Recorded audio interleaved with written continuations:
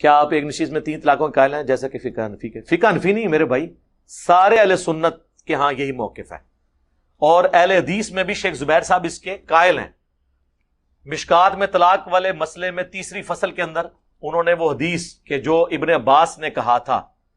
ان کو آ کے ایک بندے نے کہا کہ میں نے اپنی بیوی کو ایک مجلس میں 100 طلاقیں دی ہیں، تو انہوں نے کہا 3 طلاقوں سے تیری بیوی ہمیشہ کے لیے تجھ پہ حرام ہو گئی، اور 97 طلاقیں تو نے اللہ کے ساتھ مذاق کیا ہے۔ اس کو شیخ زبیر صاحب نے کہا یہ حدیث حسن ہے۔ الموطا امام مالک میں یہ فتویٰ موجود ہے ابن عباس کا، اور پھر انہوں نے لکھا کہ اس پہ ابو داؤد کی وہ حدیث بھی گواہ ہے جب ایک صحابی نے اپنی بیوی کو 3 طلاقیں دی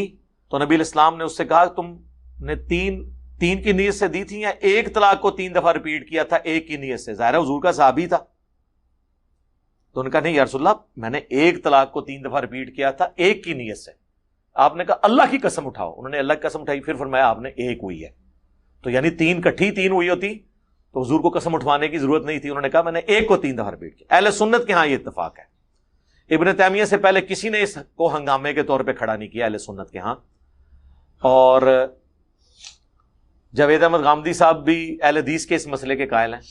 اور وہ کہتے ہیں جی اکثر مسائل میں وہ کہتے ہیں الموطا امام مالک اس مسئلے سے خالی ہے جو پہلی حدیث کی کتاب ہے، تو میں کہتا ہوں غامدی صاحب الموطا امام مالک طلاق کے مسئلے میں آپ کے موقف سے خالی ہے،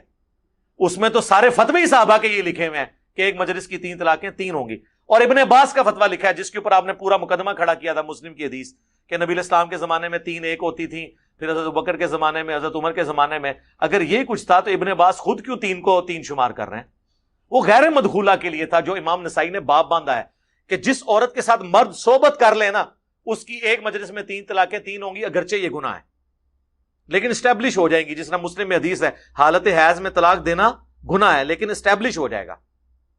اور جو غیر مدخولہ ہے جس کی رخصتی نہیں ہوئی اس کی 3 ایک ہی شمار ہوں گی، دوبارہ اس کے ساتھ نکاح ہو سکتا ہے۔ یہ 2 الگ چیزیں ہیں، لہٰذا میرا خالی موقف نہیں ہے۔ مولانا اسحاق صاحب نے وہ جو کچھ اس میں نقطہ نظر بیان کیا اس میں نے جواب دیا ہے۔ مولانا اسحاق صاحب کا موقف تھا کہ ابن عباس کے اوپر سب کچھ کھڑا ہے، اور ابن عباس اگرچہ وہ کہتے ہیں حضرت عمر کے ڈر کی وجہ سے فتنے سے بچنے کے لیے وہ 3 کو 3 کہتے تھے، تو مولانا اسحاق نے بھی خود مان لیا ہے کہ ابن عباس جس پہ سارا مقدمہ کھڑا ہے وہ بھی 3 کو 3 مانتے تھے۔ دوسرے حصے کی میں نے نفی کی کہ ابن عباس تو کسی سے نہیں ڈرتے تھے، ان کی تو مسند احمد میں حدیث ہے کہ قریب آسمان سے پتھر برس پڑے کہ میں تمہیں رسول اللہ کی حدیثیں سناتا ہوں اور تم مجھے کہتے ہو ابو بکر عمر یہ کہتے تھے حج و تمتع کے مسئلے میں، وہ تو ڈرتے ہی نہیں تھے۔ اور سنن نسائی میں موجود ہے، انہوں نے کہا میں تلبیہ کی آواز نہیں میدان عرفات میں سن رہا، تو لوگوں نے کہا کہ حضرت معاویہ کی حکومت ہے انہوں نے پابندی لگائی ہوئی ہے، تو انہوں نے کہا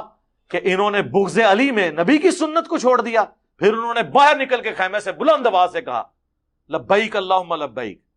حضرت عمر کی تو وہ سختی نہیں تھی مزاج میں جو حضرت معاویہ کی تھی، تو ابن عباس تو ان سے بھی ٹکراتے تھے۔ اور سنن کبریٰ البیہقی میں آگے الفاظ موجود ہیں کہ ان کی ناک خاک آلود ہو، انہوں نے بغض علی میں نبی کی سنت کو چھوڑ دیا، ان پر لعنت ہو۔ ٹھیک ہے، جوابات کی طرف آتے ہیں۔ بہن نے پہلے کوشچن کیا کہ کیا 3 طلاقیں ایک ہوتی ہیں؟ بعض لوگ کہتے ہیں تو ان کے کیا دلائل ہیں، اور جو کہتے ہیں 3 ہی ہوتی ہیں ان کے کیا دلائل ہیں؟ دیکھیں یہاں کم وقت کے اندر، قلیل وقت کے اندر اتنا تو میں بیان نہیں کر سکوں گا تفصیل کے ساتھ، لیکن اتنا ضرور ہے کہ یہ دلیلیں موجود ہیں کہ نبی کریم صلی اللہ علیہ وسلم نے اپنے دور مبارکہ میں کبھی تو 3 طلاق کو 1 قرار دیا ہے اور کبھی 3 کو 3 قرار دیا ہے، اور اس کی وجہ ہمارے اکابرین نے بیان فرمائی کہ جب رحمت کونین صلی اللہ علیہ وسلم نے یہ ملاحظہ فرمایا کہ کسی شخص کا ارادہ طلاق دینے کا ایک ہی تھا اور اس نے اس 1 طلاق کو دینے کے بعد تاکیداً 2 مرتبہ دہرا دیا ہے، تو اس کو 1 شمار کیا۔ جیسے ہم بعض اوقات کہتے ہیں پانی پلاؤ، پانی پانی، تو یہ 3 پانی نہیں مانگے ہم نے، 1 پانی مانگا ہے۔ ہم نے پہلے کو اس لیے 2 دفعہ مزید ذکر کیا تاکہ سامنے والے کے ذہن میں اچھی طرح پیوست ہو جائے، اور جہاں رحمت کونین صلی اللہ علیہ وسلم نے یہ محسوس فرمایا، یہ اندازہ لگایا کہ 3 طلاق کا وقوع ہی مقصود ہے، وہاں پہ 3 ہی نافذ فرمائی ہیں۔ جیسے کسی نے 1000 طلاقیں دیں تو آپ نے شاید فرمایا کہ 3 طلاقیں نافذ ہو گئیں اور باقی سب لغو چلی گئی، تو اس لیے یہ کہنا کہ یہ 3 طلاقیں نبی کریم صلی اللہ علیہ وسلم ایک ہی قرار دیتے تھے یہ صحیح نہیں ہے۔ 3 طلاقیں سرکار نے 3 بھی قرار دی ہیں اور 3 طلاقیں 1 بھی قرار دی ہیں، لیکن لاجک وہی ہے، اس کے پیچھے ایک تھنکنگ وہی ہے جو میں نے آپ کو بتائی۔ پھر خصوصاً جب حضرت عمر فاروق رضی اللہ تعالیٰ عنہ کا دور مبارکہ آیا تو آپ نے شاید فرمایا کہ اب لوگوں کی عادت ہو گئی ہے کہ وہ 3 طلاقوں کو واقع کر رہے ہیں۔ اب وہ تاکید یعنی ایک ہی طلاق دے کر اس کو دہرانا، ذہن نشین کرنے کے لیے اس کی عادت ختم محسوس فرمائی، تو آپ نے ایک وقت کی 3 طلاقوں کو 3 ہی قرار دیا۔ اور یقیناً بہت سارے صحابہ کرام وہاں پر موجود تھے، کسی کی طرف سے آبجیکشن ثابت نہ ہوا، تو اس پر تو گویا کہ صحابہ کرام کا ایک اجماع ثابت ہو گیا کہ 3 طلاقیں ایک وقت کی 3 ہی ہوتے ہیں۔ پھر ائمہ اربعہ، امام اعظم ابو حنیفہ، امام شافعی، امام مالک بن حنبل اور امام مالک اور امام احمد بن حنبل رضی اللہ تعالیٰ عنہما،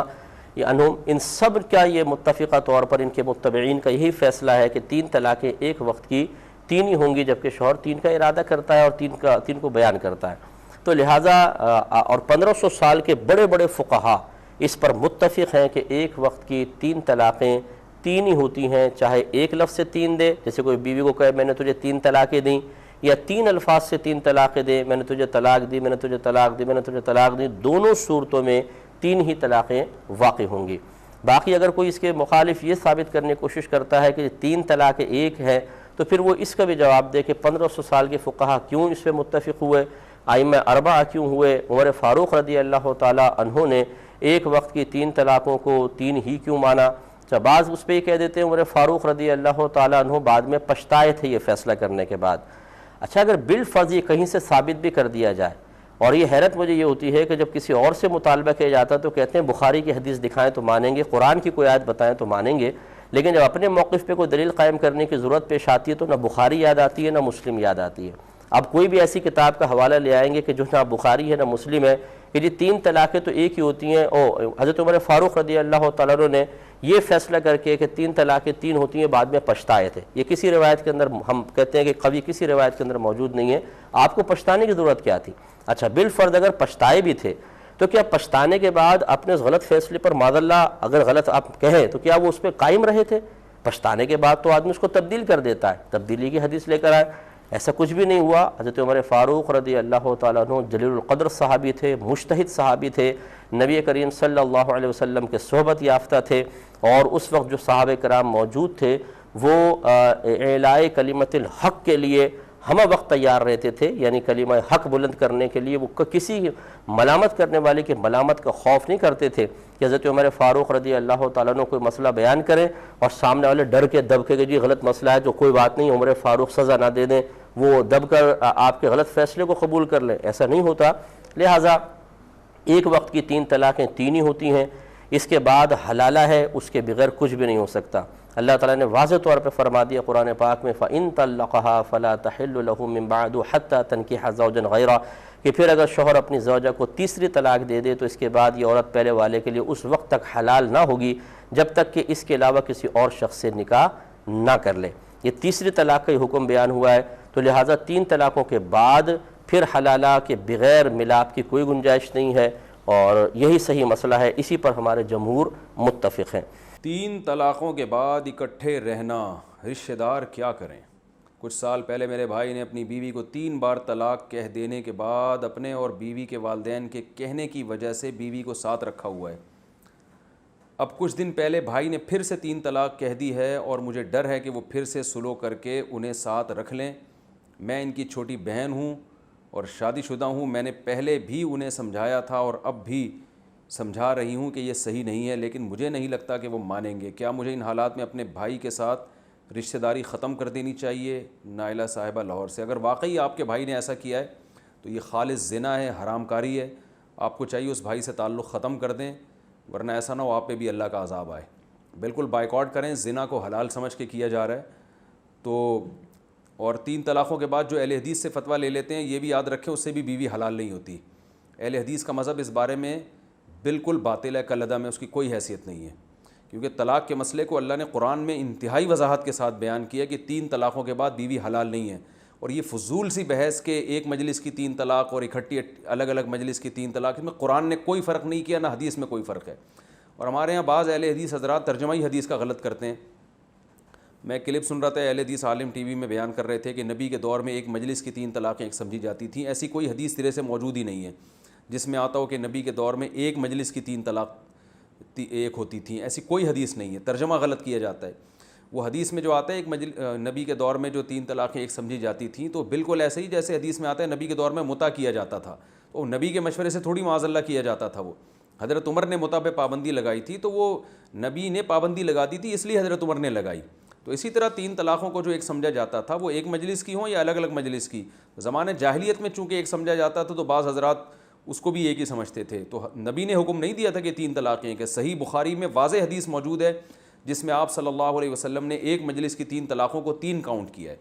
اور حضرت عمر نے بھی جو فیصلہ کیا کہ 3 ہوں گی، وہ فیصلہ اگر قرآن و سنت کے خلاف ہوتا صحابہ نہیں مانتے اس کو. تمام صحابہ نے اس کو فالو کیا، پوری امت کا اجماع ہے. اور اجماع ایک حجت قطعیہ ہوتی ہے، ایسی دلیل ہوتی ہے جس کے مخالفت کی آپ کو قطعاً اجازت نہیں ہوتی.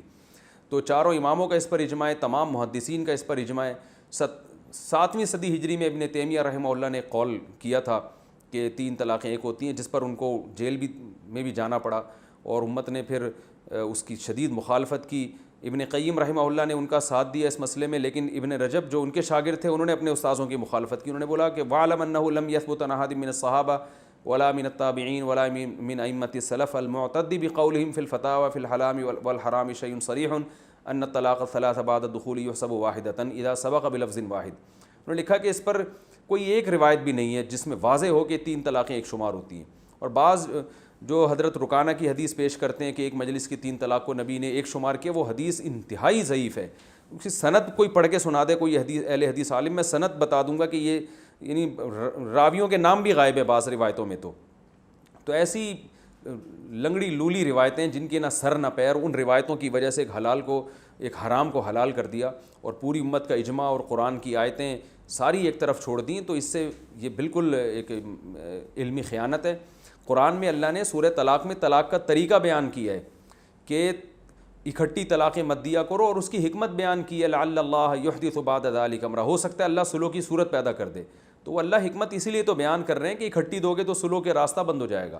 اور عبداللہ بن عباس رضی اللہ تعالیٰ عنہ جو مفسر قرآن ہے وہ بھی اس کی یہ تفسیر بیان کرتے ہیں کہ جو اللہ کے بتائے ہوئے طریقے کے مطابق طلاق نہیں دیتا، اکٹھی طلاقیں دیتا ہے، تو اس نے اپنی جان پہ ظلم کیا اور اس کے لیے راستے بند ہو گئے ہیں. تو صحابہ کا اجماع، خلفائے راشدین اور